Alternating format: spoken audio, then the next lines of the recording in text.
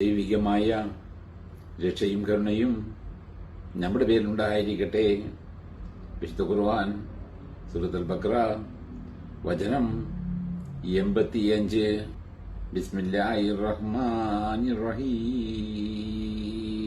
ثم أنتم هؤلاء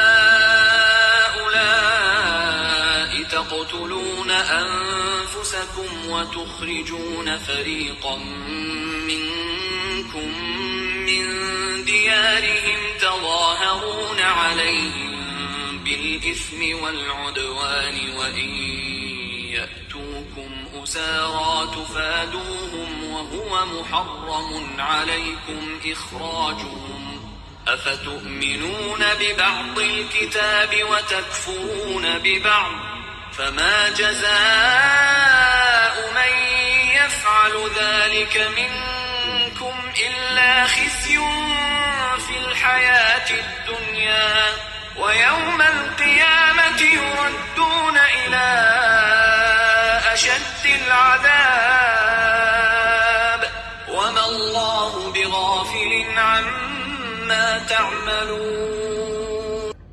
എന്നിട്ടും പിന്നെയും നിങ്ങളിതാ ഇങ്ങനെയുള്ളവരാകുന്നു. നിങ്ങൾ നിങ്ങളെ തന്നെ കൊല ചെയ്യുന്നു.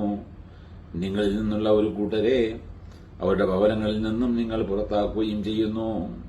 കുറ്റവും അതിക്രമവും വഴി അവർക്കെതിരിൽ നിങ്ങൾ പരസ്പരം പിന്തുണ നൽകിക്കൊണ്ട് അവർ നിങ്ങളുടെ അടുക്കൽ തടവുകാരായി വന്നാലാകട്ടെ നിങ്ങൾ അവർക്ക് മോചന മൂല്യം നൽകുകയും ചെയ്യുന്നു.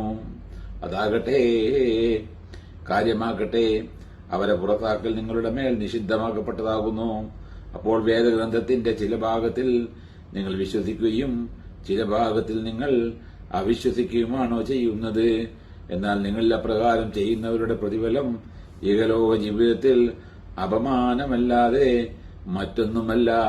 ഖിയാമത്ത് നാളിലാകട്ടെ അവർ അതികഠിനമായ ശിക്ഷയിലേക്ക് തള്ളപ്പെടുന്നതാണ്.